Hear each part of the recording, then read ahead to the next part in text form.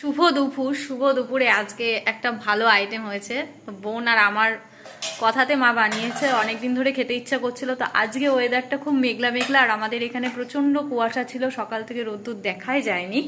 আর মানে একটু কেমন মেঘলা মেঘলা ওয়েদার থাকলে ভালো লাগে না? শীতটাও বেশ ভালো, আজ শীতটা বেশ ভালোই লাগছে। আজ ফার্স্ট মনে এতটা ঠান্ডা আজকে প্রথম পড়লো আমাদের এদিকে, জানি না কোথায় কি পড়েছে।